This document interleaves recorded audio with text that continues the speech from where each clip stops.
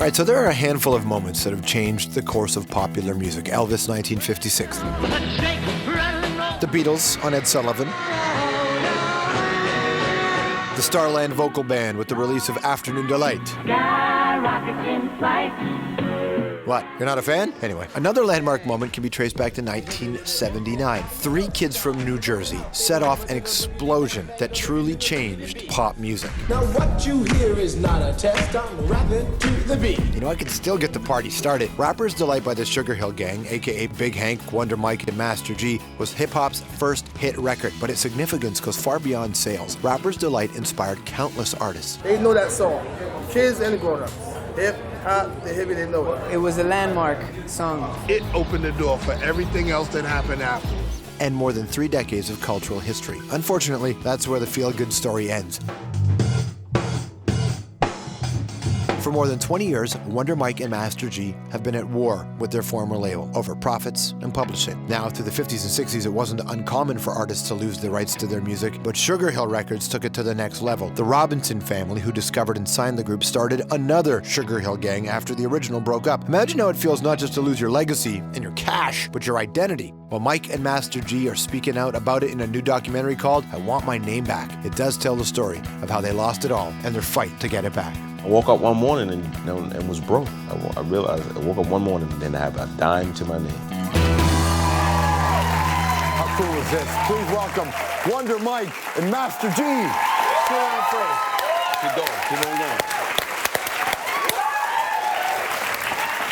What's up, man? Good morning, man. How you? Real pleasure. Nice to see you. Good. Nice to see you, man. Welcome to the show. How you doing? How's things? Always good, always good. Gotta look up. You got to look up. Oh. Well, welcome. Thank you. Wow, what a story to have to tell, right? You know, make a documentary about, hey, I want my name back, because you guys really did. Yeah. You went through the ringer in this. Literally. Yeah. Did you know this was like, I mean, let's start from the beginning. Let's go back to the late 70s. Set the stage for what was happening culturally. Well, you know, at that time, you got to understand that there was no such thing as a rap star. Yeah. You know, it was all in the street. It was a total street situation. Yep. And, you know, Sylvia Robinson, God rest her soul, she had the idea, because she went to a party to see, you know, to put it into a record. And then, you know, Rapper's Delight becomes this song. Right. Becomes this song.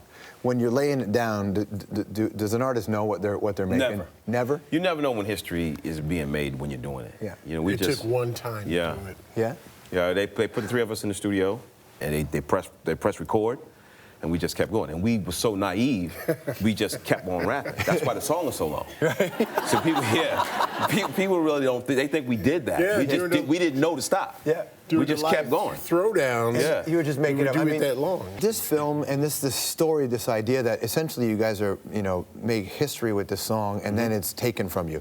I mean, Sugarhill Gang is other people tour as a Sugarhill. Other people tour as your names. Yes. Yeah. Other people go on saying, I'm Master G, you know. Other people pretend to be you. Like that. It's I crazy. mean, people know what identity theft is, but this is a completely different version of that, isn't it? Yeah. It's like almost frightening how bad it really is. I mean, you know, when you have actually an individual.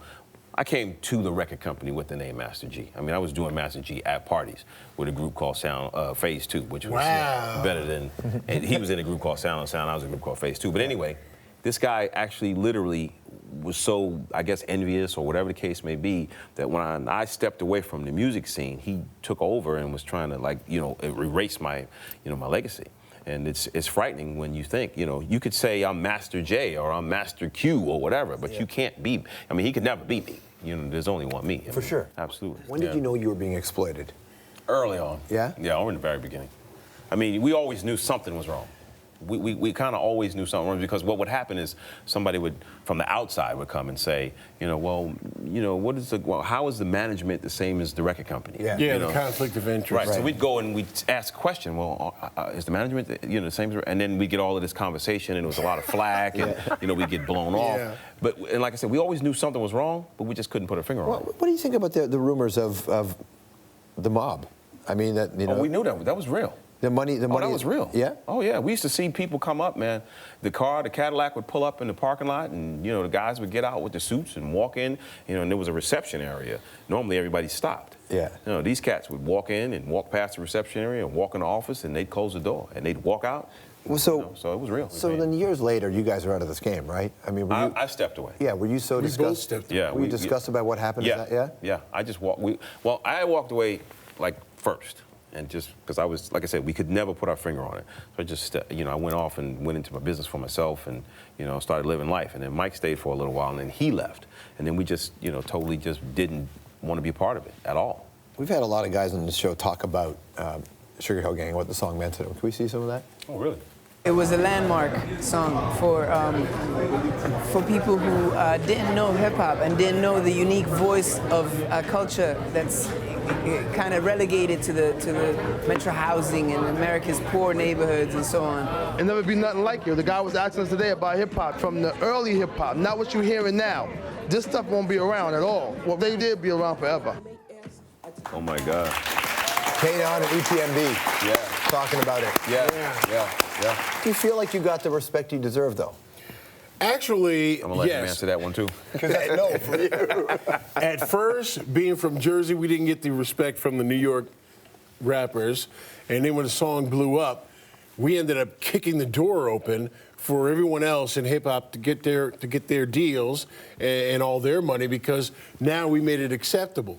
So now whenever we run into other artists, other hip hop artists, they give us mad respect. Of course, you have the clowns and the haters, but we don't worry about them.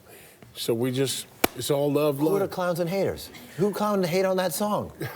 That's what makes them clowns and haters. I think some of it is superficial, though. I think because, you know, you got to think about rock and roll. All of the icons of rock and roll are doing mega things, and they get the respect from the people that came after them. Right. Rap music doesn't do that. How do you think you can change that, or can it change? Well, I think what we're doing now. Exactly. I think the fact that people understand that there was a beginning, a true beginning, that we were actually the ones that went out and, you know, we did the television shows, we did the European tours, we did the big arena concerts. We're the ones that did that. And once people start understanding what we went through to do that, I think then we'll get the respect that we deserve. The late, great Don Cornelius had a huge impact in the business. Here's a clip from early on. Turned around, didn't mean no harm. I knocked you out with my vicious charm. I said, no, baby, it's not like that. You see, I'm all about making that cold cash. Started driving around, started messing with her head. And next thing you know, she wanted to go to... What do you think you would have been had it not been for Rappers Delight? Well, at the time, before Rappers Delight was made, I was moving furniture with my father, so that's what I probably would have been doing. There it is, folks. There it is. How about it for the Sugarhill Gang? Wow. 1981, Soul Train. I'm sure you've heard this, but if you haven't, I mean, Jay-Z's talked about being like 10, 11 years old at the time, seeing that performance and wondering, I never heard that. How do I get there? Yeah. You know, what do you remember from Soul Train and Don Cornelius? Don Cornelius was extremely nice to us. He came in to the dressing room, we made sure we had everything. In fact, that clip is one show that we did out of 3 shows in 2 days. Solid Gold, Soul Train, and American Bandstand. Yeah. Solid Gold. Yeah. Yes. Yeah, Dionne Warwick, she was the host. Greg Smith, Dionne Warwick. Yeah. Man, you were on the road with the Barcades and on the road with Parliament. How did they take it? The Parliament or the See, now, Funksters, Parliament man. Funkadelic, They they're were cool. extremely progressive guys. Yeah. If you want to turn a party out, you put on a Parliament Funkadelic song. Flashlight, baby. So Yeah. 2 weeks after Rappers Delight comes out, we're opening up for Parliament Funkadelic. They're progressive. They weren't hating on us like, Right. oh, the guys are just talking They over were the probably music. so stoned they wouldn't even know the difference. Good Wow. point. Yeah. Very good point. That was the other thing. Are they singing or what are they doing? But what about when you were on with the Barcades? Because I heard you got hate from other bands. That was the thing. Yeah, some of them, they pulled the light, they pulled the plugs on, pulled the power, turned the lights on, till we had to straighten all that out in their dressing room, or just keep performing very well. I got to watch my... You can say whatever you like. No, the thing of it is, here's the thing. Because people did not understand what we were doing, they were scared of it. So you got to understand, our Barcades, they've been making music for years. So here come these guys, and they called it talking, and, you know, we were getting more attention than they were, you know, so they freaked them out. So we just kind of had to let them understand that we were just as, worthy to be there as they were. I Want My Name Back. This movie where you're out there trying to let everybody know that you want your name back on this one. It took a while to get this film made. What's the one thing you want people to take from watching this film? We want people to understand that, first of all, we're not bitter. You know, we don't want what's not ours. We just want what we're entitled to. We want our place in music history. You got to check it out. I Want My Name Back. Wonder Mike, Master G, everybody. We'll be right back. Thank you.